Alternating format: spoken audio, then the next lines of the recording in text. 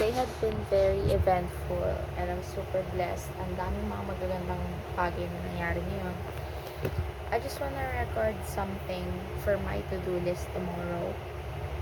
Balak kong gumawa ng super realistic to-dos tomorrow and I'm so happy pa rin kasi nagawa ko mostly yung mga sinabi ko na gagawin ko sa to-do ko for today without me even realizing. And kaya nga po, thank you Lord talaga. And also maulan and I'm not sure kung may pasok pa rin pero hopefully kung man is sana hindi ganun kalakas yung pag-ulan. And bukas is officially birthday week ko na. Kaya nga motivation ko talaga starting tomorrow is magka-calorie deficit muna ako. Like realistically, kasi nga nung mga nakaraang araw sabi ko magkaroon ako ng reflection na ayoko muna mag-calorie counting kasi nga nasa stress ako and gusto kong ma-recover from that. But ito rin yung mga nakaraang araw is masyado pa rin ako naging super comfortable na hindi muna ako magka-calorie count. So I think may impact pa rin yun sa katawan ko and sa akin personally. Kaya bukas, for the sake of my birthday rin, like ginusto ko naman to.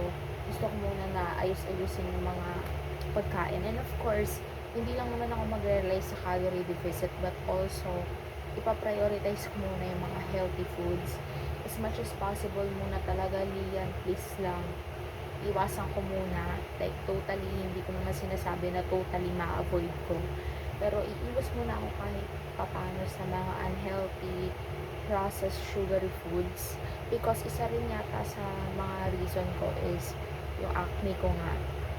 Itong ino-overthink ko pero ayoko na muna itong pag-focusan. I think it has something to do with what I've been eating rin.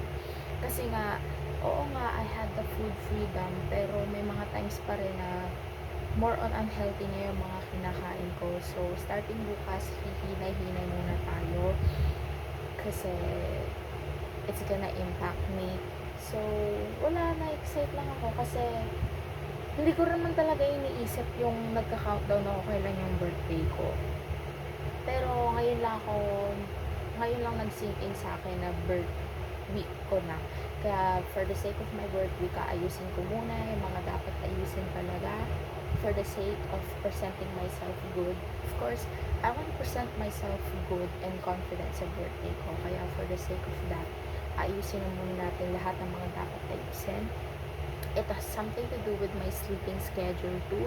Kasi itong mga nakarang araw is super puyat and happy ako kasi may part sa akin na yung katawan ko. Hindi na kasi ako nakapag-alarm sa umaga. It's like automatic na yung katawan ko gumigising maaga.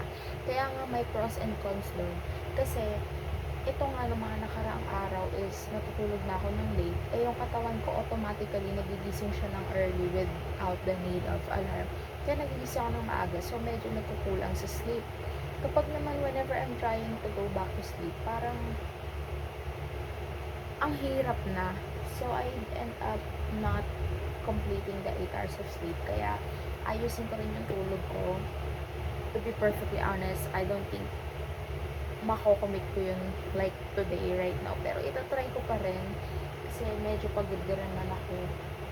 And, ayun, I'm really looking forward for this week. I hope everything will go smoothly. Itong mga in-overthink ko, alam kong lilipas din to. And only welcoming the positivity inside my heart, my soul, and my body talaga. Kaya, that's all. That's all. Good luck to us, and everything happens for a reason. I know that all of this will be worth it.